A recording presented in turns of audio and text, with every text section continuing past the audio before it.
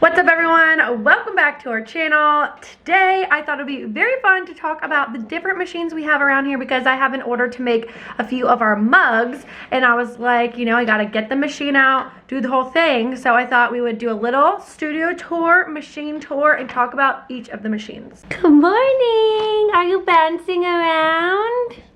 Playing and kicking and all the things. Can we have a smile? No? See, I need a raise if I'm gonna smile for you. Okay, the first machine that we have is the cutting machine, but it is human powered. You are the cutting machine. So there actually are cutting machines and we've thought about getting one. Connor really did a lot of research and knew a lot about those. And we just decided that it was really expensive and not for us right now. Not only that, but it did seem like no matter what, a person would have to man it. And while you could definitely get more out of it, you're still having to spend your time manning the machine, loading the fabric, doing all that type of stuff. And so I just feel like at our scale, it wouldn't make sense. If we were doing literally millions of them, then that's different, but.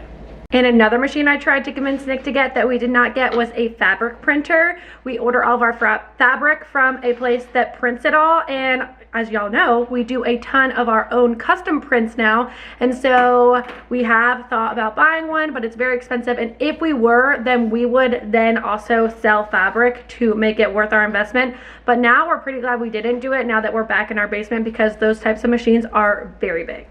And the ink is so expensive. I feel like it was literally over $1,000 in just ink to fill up the thing. Maybe, honestly, it might have been more. Maybe it was $1,000 per ink cartridge. Speaking of ink, so much. I wasn't even thinking about talking about this machine, but this is our Rollo printer, and this is how we print all of our shipping labels.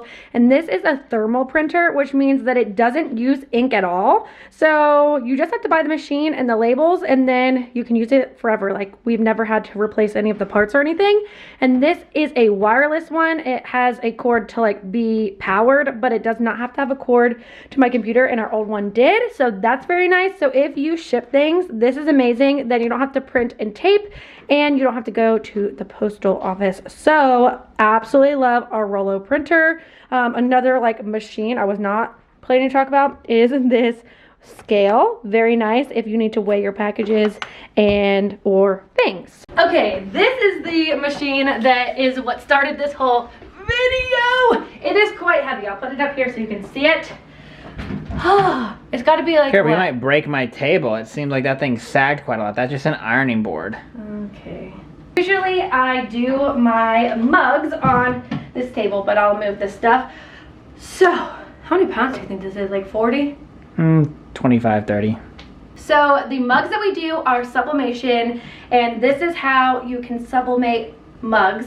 So it has different attachments. We've done tumblers and different round objects, but for the most part we have stuck to mugs. It's actually pretty annoying to interchange the parts out all the time.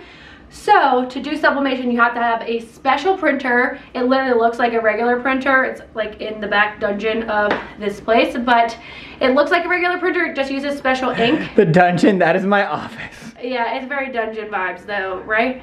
No. It's dark, grungy, I would not want to be locked in there. So you print it out on special ink and special paper. Then you have to tape it on. I will show you. Excuse me, fine sir. This is our sublimation tape, and you tape it on, and then. But that tape doesn't burn. Maybe I'll show when I actually make the mug so y'all can just see it, and I'll just talk about the machine itself. But basically, you have to plug this in, heat it up, and then you put your mug in here and you press it. So this is a sublimation mug press, and it is very nice because then we are not stuck with all this inventory. We can customize a mug. So the two that I'm making today are dog pictures with their names. So it's I think it says Goose's mom or Goose's dad. I haven't actually made it yet, but yes, then you can sublimate all the things that you want, and you can sublimate t-shirts using a heat press. What else? Oh, we sublimated a lot of Christmas ornaments in the past, so that's always fun. But yes, machine one. Well, can you sublimate on fabric? Yeah, I mean a t-shirt. Oh yeah. But I don't, because I don't really know about all that stuff. So you gotta pick and choose what you do. Mug press, heat press, I didn't really talk about this one, but this is how we press our bandanas on. You see this in a lot of videos. It is just a auto clamshell press, which means that it's not on right now, so it's not going to work. But if I were to press it down, I can walk away, go do my other things, and it's going to open on its own. Based on the timer you set. So nice. Our old one didn't do that, and this one does. Up next is our Cricut machine. This is my tried and true little baby. We've had this OG machine from almost the very beginning. We had a second one at one point, but honestly, it was like kind of not that time saving to have two. I just feel like the system isn't set up to run all those names on two machines, so we ended up like never using it and we sold it. So we have one Cricut. This is how we print our dog names, and prints out like this. You can do iron on, which is what our dog names are. You can do basically like stickers. You can print things on a printer and then cut it out, and you can make cards, cardstock, whatever. So lots of things on the Cricut. They're very popular, so you probably know about them. The other machine over here, this blue machine, it looks like a Cricut and it acts like a Cricut, but it is not a Cricut. So that is Brother's version, and if you look over here, you can see all of these machines are Brother. You see the little logo on the side? Yep. So same brand. So this Brother Cricut, it's called a scan and cut, and if you've seen our applique where there's fabric inside of the letters, that allows us to cut out the exact size and shape of the letters that we are doing to then put on our applique. So you can cut applique if you've watched me in some of the reels I have made.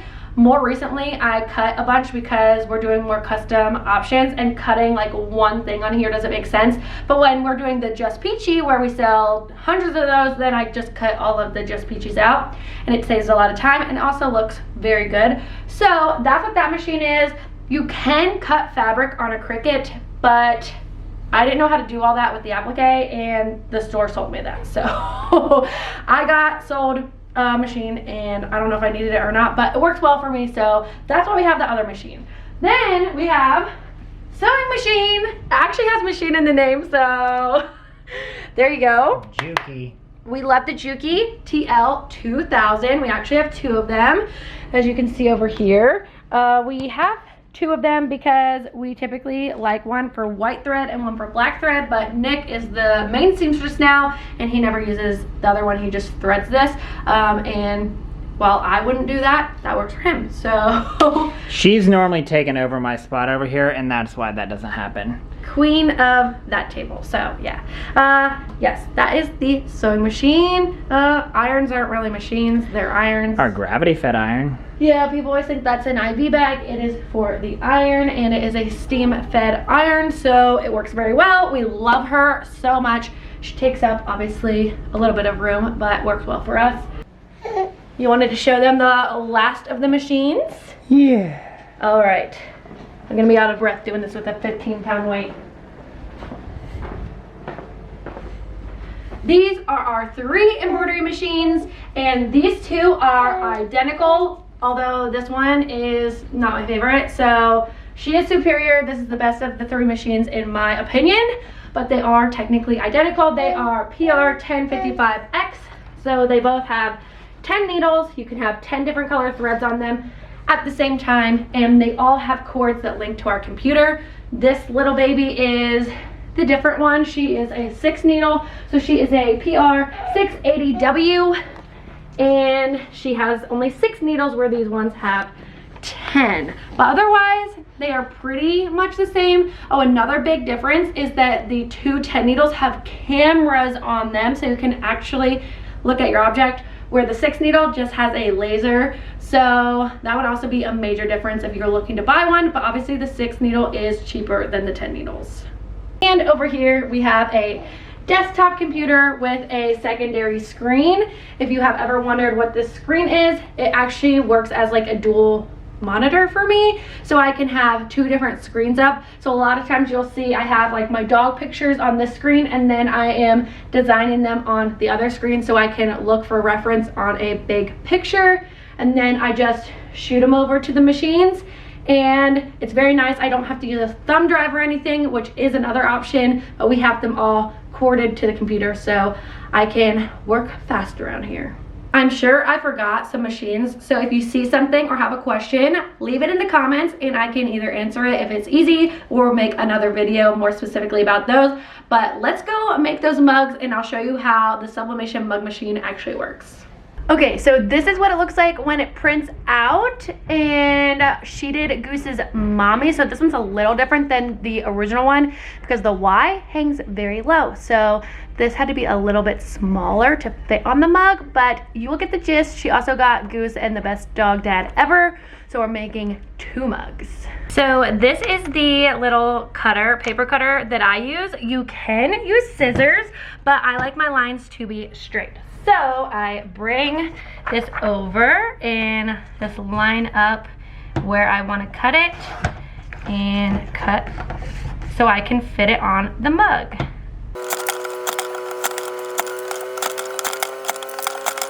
Then I take my clean mug and the photo that I am going to be putting on and I line it up like so, where I like it. This just takes practice for sure. And this is why I like to use the paper cutter, because then I can line my picture up with the bottom of the mug and I know that my line is straight. I put the picture on both sides because I think that that is more luxurious, and that is why I have 2 of these printed. So then this is what the mug looks like with the tape and my pictures where I like them. So my machine is heated up exactly how I need it and it is timed and ready to go. So then I just slide this in, make sure all of my sides are inside of the heat part, and then I slowly put it and push it in. And this is all pressure gauged. So I have had it too pressurized, and when I pushed it, the mug literally shattered. So we have figured out all the settings that we like, and that's why I don't like going from like tumbler to mugs, because then you have to change all the settings, and this is just easier. So we just do mugs here. So that is that. It's gonna go off and I'm gonna pull it out, and then I will show you the final product. Here is the final reveal. It is hot, so you gotta be careful. You peel the tape off. Ta-da! So here's the finished mug, front and back. But you still gotta let it cool off because it is hot, hot. Again, if you have any other questions, please let me know, and we will see you guys tomorrow.